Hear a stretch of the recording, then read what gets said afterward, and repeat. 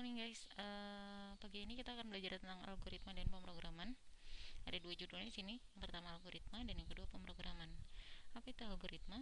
Algoritma adalah langkah-langkah atau step-step logis yang bisa dimengerti oleh komputer untuk menyelesaikan suatu pekerjaan.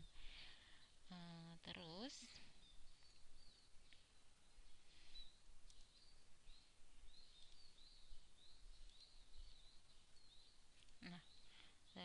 apa itu pemrograman? Pemrograman adalah proses penerjemahan rangkaian logika.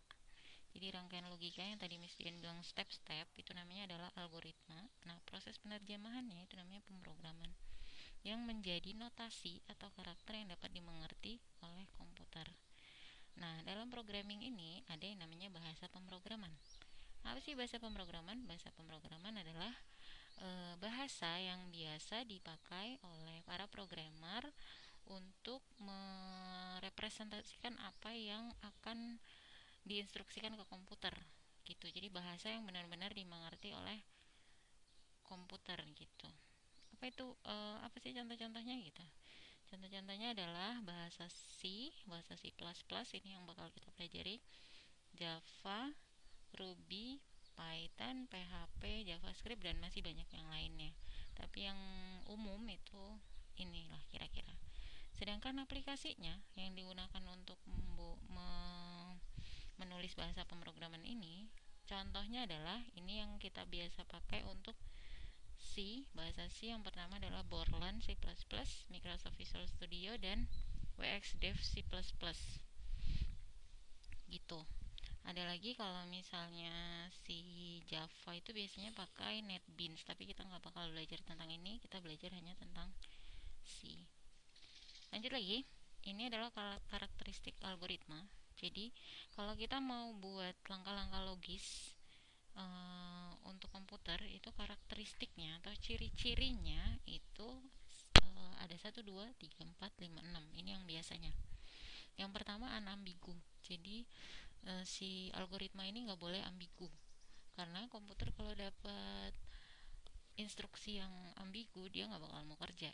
Lo maunya on apa off gitu, intinya begitulah ya. Jadi komputer itu saklek, kalau iya iya, kalau enggak gitu, nggak kayak kamu gitu yang suka labil. Lanjut. Yang kedua, si algoritma ini biasanya punya 0 atau lebih input yang bisa didefinisikan oleh komputer dengan baik gitu. Boleh ada inputnya, boleh nggak ada inputnya gitu. Tapi kalau untuk output, si algoritma ini wajib punya minimal satu output. Kalau misalnya nggak ada outputnya, percuma, buat apa kita buat algoritma gitu. Terus selanjutnya, si algoritma ini harus punya titik untuk berhenti. Jadi tujuan kita buat algoritma ini kan nantinya ujung-ujungnya kamu bakal bisa buat program sederhana. Nah, kalau program sederhananya nggak berhenti-berhenti, nah si program ini bakal error, nantinya bakal ngehang. Jadi harus tetap ada titik berhenti di akhir gitu. Kira-kira misalnya berhentinya, misalnya ini ada algoritma tentang menghitung panjang kali lebar. Nah, kalau inputannya sudah ada panjang kali lebarnya, terus mau dihitung luasnya sudah keluar, ya sudah, programnya berhenti. Nggak ngulang lagi, ngitung lagi ngulang lagi, ngitung lagi, nggak gitu. Sesuai sama si programmernya buat programnya. Terus yang selanjutnya si visibility. Visibility ini lebih ke, jadi si algoritma ini biasanya bisa dijalanin sesuai dengan sumber daya atau kemampuan dari komputer yang digunakan.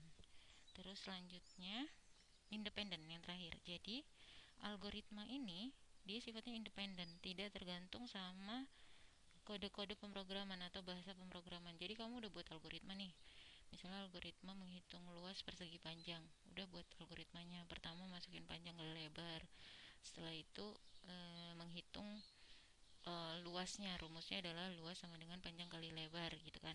Nah, kalau misalnya dimasukin ke Python, ke bahasa pemrograman Python, ya sama aja gitu. Sama aja algoritmanya begitu. Kamu masukin ke bahasa C, sama aja algoritmanya begitu, nggak beda. Dari luas sama dengan panjang kali lebar jadi luas sama dengan panjang dikurang lebar gitu, enggak. Jadi tetap sama step-stepnya atau algoritmanya. Lanjut lagi. Aduh, Miss capek nih lumayan. Lanjut. ke tipe data. Jadi di algoritma pemrograman itu ada beberapa tipe data yang biasanya dipakai untuk notasi pseudocode biasanya. Di sini udah ada boolean, kata kunci di pseudocode-nya itu bool, karakter, char, string, str, integer, int, floating point, float. Ini untuk apa sih, Miss? Boolean itu biasanya untuk mempresentasikan dua kondisi, true atau false. Sama kayak kita belajar di Excel kemarin. Ada kan true atau false. True itu yang benar, false itu yang salah, yang salah gitu. Nah ini, atau maaf ya, tipe ini bernilai satu atau 0 sama, atau on dan off. Jadi kalau di bahasa komputer tuh adanya cuma ini, 1, 0, on, off, true atau false gitu. Terus kalau karakter itu isinya adalah menyimpan informasi sebuah single karakter, satu aja yang dia simpan. Terus kalau string itu menyimpan untaian karakter, jadi bentuknya kata atau kalimat, itu pakainya str, string. Integer itu menyimpan angka tapi bilangannya bulat, sedangkan float bedanya ya, dilihat ya. Kalau float itu pecahan, kalau integer itu bulat. Kalau string itu kalimat, kalau karakter itu bagian dari string. Dia cuman karakternya aja. Belum nyambung ya, nanti kita lihat contohnya baru bisa nyambung. Lanjut. Ini notasi algoritma. Jadi algoritma itu bisa dinotasikan menjadi 3 macamnya. Yang pertama notasi deskriptif. Nanti kita lihat contoh-contohnya masing-masing.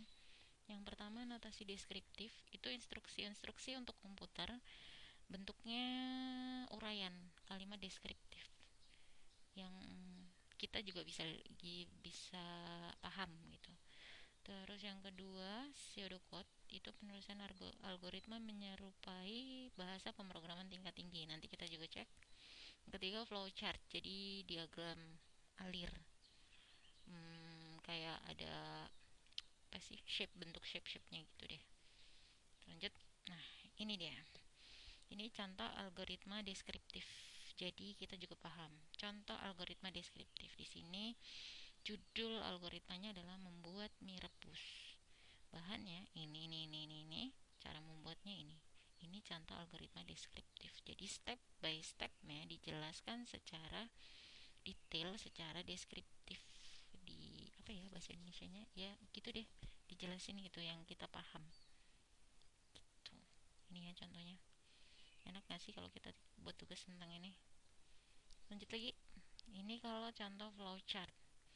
Di sini contohnya Miss ambil untuk menghitung bilangan ganjil dan genap. Contoh kita mau buat program di komputer menghitung bilangan ganjil dan genap. Di sini cara membuatnya itu di awal harus ada start atau mulai. Nanti di sesi selanjutnya kita bakal belajar cara buat flowchart dan pseudocode. Mulai, lalu ada deklarasi. Nah, jadi si komputer ini harus mendeklarasikan si inputannya. Ternyata inputannya sudah ditentukan. Inputannya adalah bilangan 10. Terus diproses sama si komputer.